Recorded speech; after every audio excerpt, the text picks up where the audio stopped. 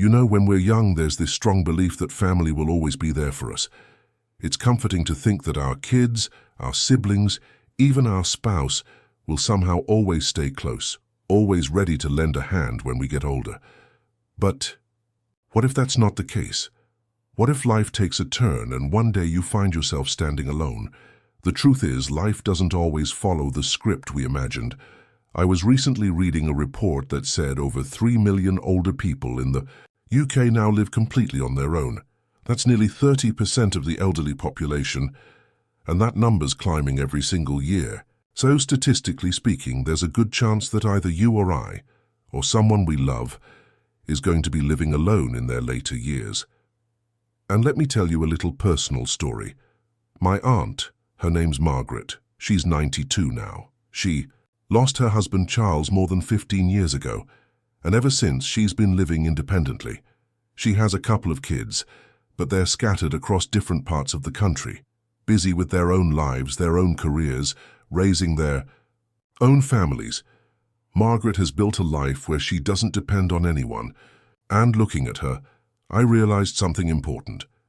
If we want our later years to be happy, peaceful, and fulfilling, we can't simply hope others will always be there. We need to prepare ourselves properly, deliberately, starting today. Now, it's easy when you're in your 40s or 50s to assume you'll have a built-in support system forever. You think, oh, my kids will check in, or my siblings will be around. Maybe even my spouse and I will always have each other. But if you think about it, kids move on. They create their own families, often miles or even countries away. Spouses heartbreakingly pass away. Siblings have their own challenges to deal with. Friends scatter. The older you get, into your 60s, 70s, and beyond, the clearer it becomes that family isn't guaranteed. If they are there, wonderful. But if not, you still need to be okay. You need to build a life that's rich, independent, and joyful no matter what. That's why I developed something I call my 6-pillar operating system, or 6P OSS for short. It's a foundation that keeps my life strong and meaningful without depending on anyone else. I started working on this system back in my early 50s, long before I thought I would need it. And now, entering my 60s, I can tell you it's one of the best things I ever did for myself. Today, I'm going to walk you through these 6 pillars. They're simple but powerful. They're the real safety net you can trust after 60. They are your true support system, far more reliable than simply hoping someone else will be there for you. And just so you know, I'll be going through the pillars in a very particular order, saving the most important one for last. So stick with me until the end, because that last pillar, it's the one everything else rests on. All right, let's dive into it. Pillar 1, physical health.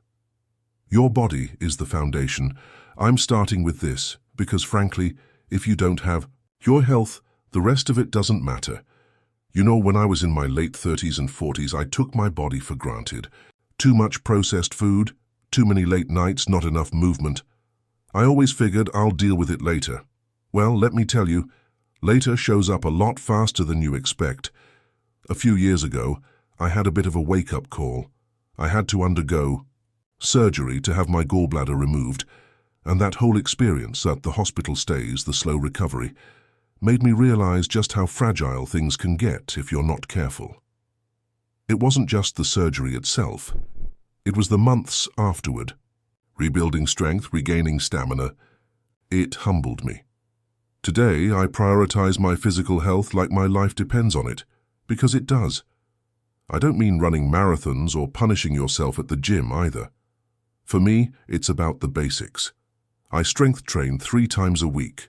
Nothing crazy, just keeping my muscles engaged, keeping my body functional. I aim to get at least 7,000 steps every single day, not by planning elaborate hikes, simply by weaving movement into daily life. Walking to the store, taking the stairs, strolling around the block after dinner. And nutrition, that's a big one.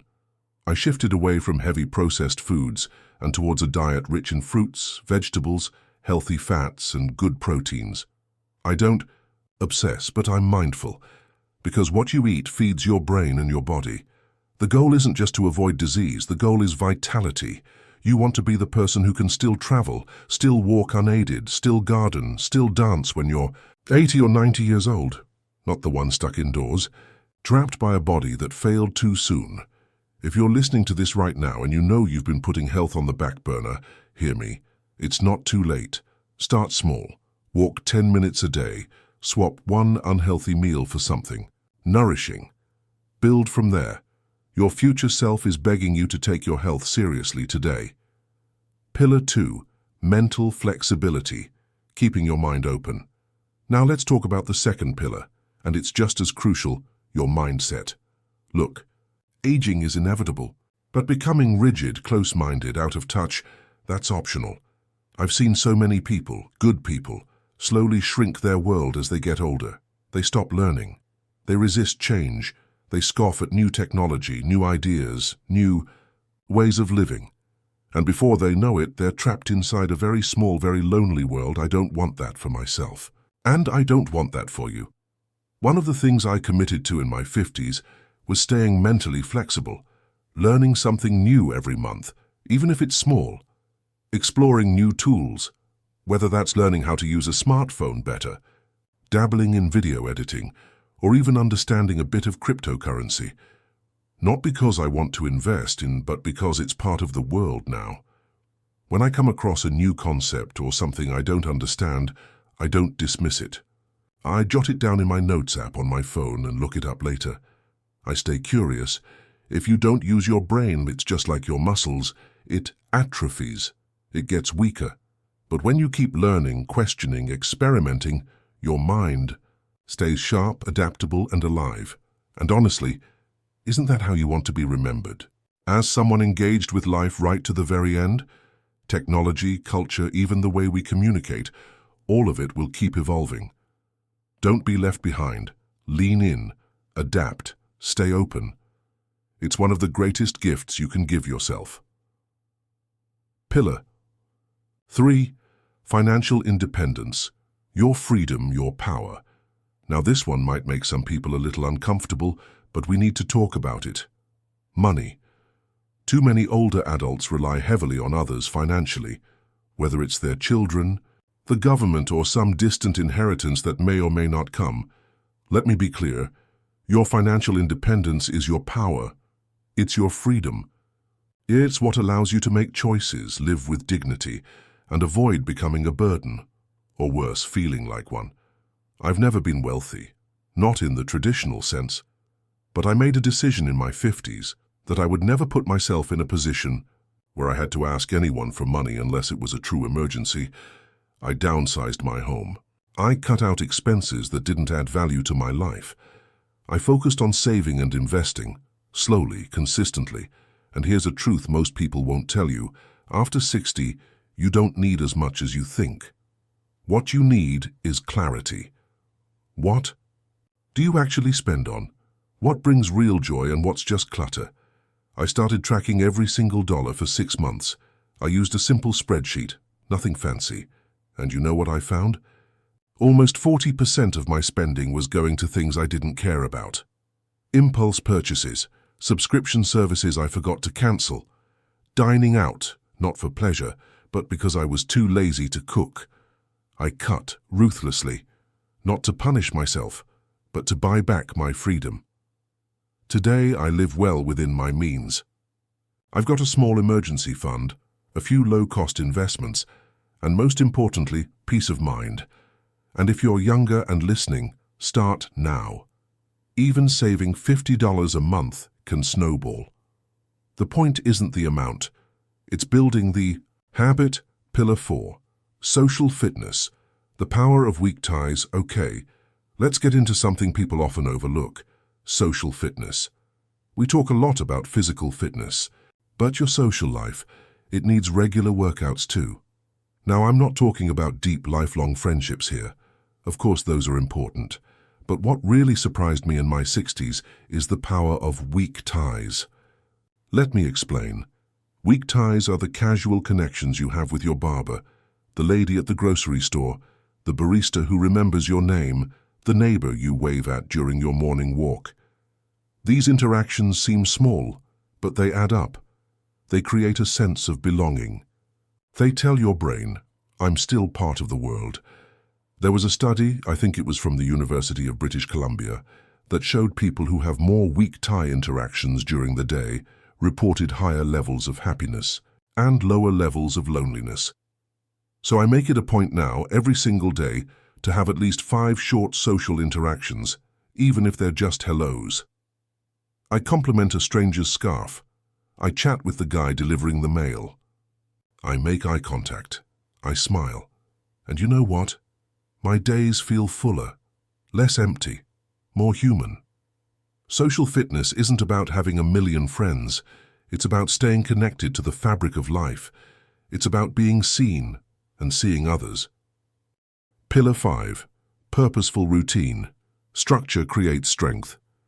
Now let's talk about routineness, but not the kind that makes life feel stale.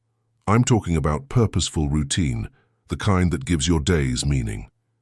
After retirement, or even semi-retirement, many people feel lost. They wake up and think, now what? Without deadlines, meetings, or responsibilities, the days can blur together. That's dangerous, because without structure, it's easy to slide into passivity and from there, into depression. So I built a system for myself, and I tweak it every few months. My mornings start the same way. Wake up, drink water, go for a walk, stretch, journal for 5 minutes, then eat a healthy breakfast. It takes about an hour, but it anchors me. Mid-morning, I work on something that matters, whether that's writing, learning, or a hobby project. In the afternoons, I usually have what I call connection time, reaching out to friends, replying to emails, volunteering. Evenings are for rest, cooking something nourishing, reading a book, sometimes a bit of TV or music. I go to bed at roughly the same time every night. This isn't about perfection. It's about rhythm, purposeful repetition. Because when you wake up knowing what you're going to do, even loosely, you feel in control. You feel engaged. You're not just drifting. If your days currently feel empty, try building a 3-part routine, something for your body, something for your mind, and something for your spirit. Keep it simple, repeat, adjust. You'll be amazed at how it transforms your mood, your energy, your outlook. Pillar 6, spiritual anchor, your inner compass. And now, we've arrived at the 6th and final pillar, the one I believe is the most important of them all, your spiritual anchor. Now hold on, before you assume I'm talking about religion, I'm not, at least not exclusively. For me, spirituality is about having something bigger than yourself, a belief, a practice, a perspective that helps you navigate the storms of life. Because let's face it, aging isn't easy. You will lose people. You will face uncertainty. Your body will change. Some dreams may slip away, and when those moments come, you need something deeper to hold on to, something internal, something unshakable. For some, it's prayer. For others, meditation. For me, it's nature and stillness. I take long walks under the trees. I sit by the lake near my home, and I just breathe. I remember that I am part of something vast, beautiful, and unknowable. That anchor helps me stay grounded when everything else feels like it's shifting. Spirituality, whatever that means to you, is the glue that holds the other 5 pillars together. It gives life meaning beyond productivity, beyond relationships, beyond success. It reminds you, and especially in moments of solitude, that you are never truly alone. And here's the truth that surprised me the most. When you have these 6 pillars in place, the right people begin to show up. Not because you need them, but because you've become someone worth meeting. Not because you're lonely, but because you're full. Your presence becomes magnetic. Your life becomes rich, not in money, but in meaning. And maybe, just maybe, that's the kind of wealth worth building after 60. And if you're ready to take the next step in your journey after 60, where wisdom, strength, and peace come together, consider subscribing. Because here we're building not just a community, but a lifeline, one story at a time. Take care, and remember, you may grow older, but you're never too old to build your own pillars of strength.